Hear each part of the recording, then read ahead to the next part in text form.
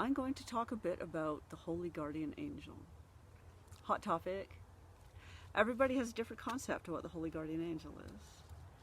Well, there's different groups and different people that use it. There's the famous Abramelin working. That's where most people have heard of it, or from Crowley, or from Mathers, who translated the French version of Abramelin. And that's the common way where people hear of it. However, it's not like as if the Christians haven't been using that term for a long time, and it's not like there haven't been Holy Guardian Angel candles for decades, if not longer. Well, ever since candles were invented, I'm sure one of the first few was a Holy Guardian Angel candle. And the Holy Guardian Angel goes by different names in different traditions, but whether that is still the same as the Holy Guardian Angel, that's up for debate. Personally, I'm curious if the T-Bon Ange and the Gross Bon Ange are one of them or both of them are similar to the Holy Guardian Angel or not. I don't know. Personally, I think they're a bit different. Just because something is similar does not mean it's the same. And then there's the Aseh in the West African voodoo, and I think those, or one or both of those, are similar to the Holy Guardian Angel, but again, not the same. I feel the Holy Guardian Angel is different. Now, the Holy Guardian Angel that you unite with at the end of the Abramelin rite, whether that is the same as the ones that the Christian pray to, not sure. All I know is you get the huge, strong connection with the Holy Guardian Angel. Most people figure that we have several covering different aspects, which I see it more that way. We have a main protector one, and then we have, helping us connect with the divine, or the bigger picture, the bigger universe, whatever, bigger deity, whatever you want to call it. So, different ones, different jobs. And the Holy Guardian Angel that's with us through many lifetimes, that's with our spirit, and then the Holy Guardian Angel that's with us for this lifetime, since we were born, that connects with us when we were born. So many different concepts of this same spirit, same idea. But basically, the more important matter is, if this is your path or something you're drawn to, connect with your Holy Guardian Angel. If you're drawn to the Abramelin version of it, go for it and fully go for it. If that's not your path, and you're still drawn to Holy Guardian Angel, just go for it in your way. There are different ways to connect with the divine and with our guardian angel.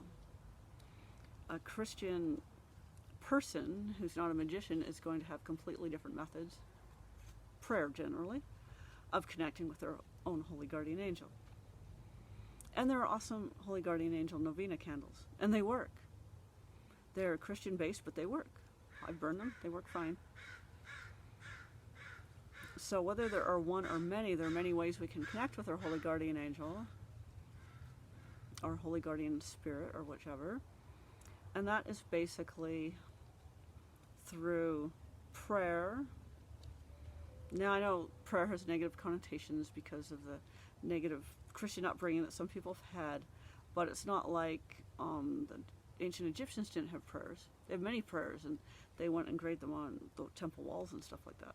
It's still prayers, they're just a completely different way of going about things. So honoring and prayers will do it. The whole confession thing, and I don't mean a Christian sense, unless that is your path, unless those are the morals you go by. But in general, the confession of forgiving yourself for some of the crap you've done, because guilt is something that unfortunately most people, all people, hold on to either a little bit of or a lot of. And when I've seen people shut down, shut away from their magic, shut away from the divine, shut away from the HGA and their spirits, it's generally guilt that is stopping them. Guilt puts up these big walls and shuts us down and pushes away our spirits, pushes away the divine, pushes away the magic. I found out of all energies and all things, because we've all got things to work through, but I found guilt to be the worst of them all. And the guilt seems to hang on to people and hang around people and cause them the most trouble out of all different emotions and energies.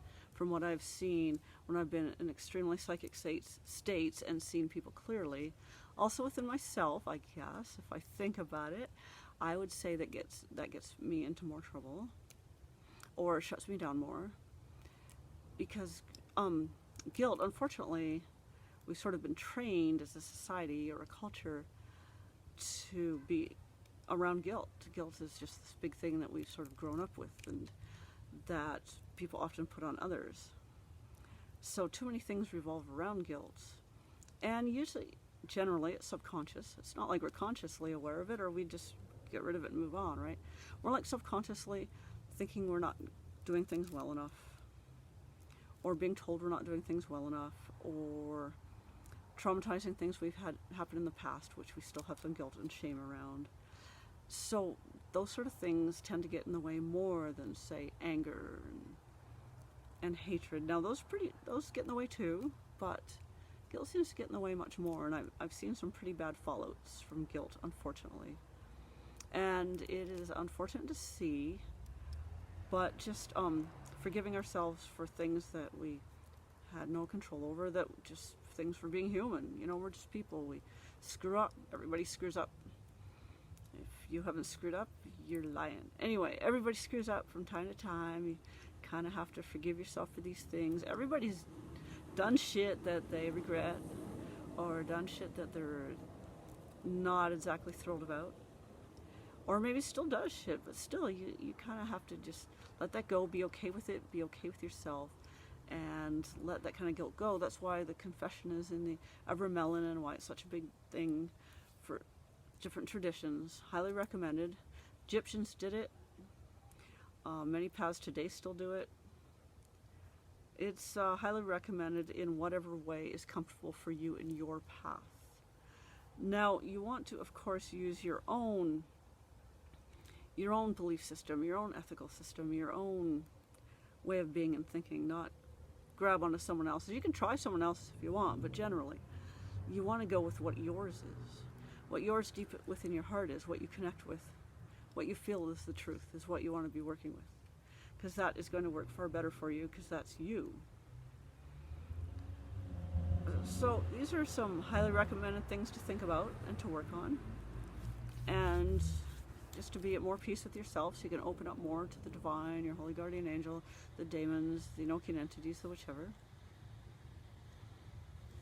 Anyway, that's your homework for this week for www.Enochian.org. Hope you enjoyed the video. Comment, like, and share. And there will be more.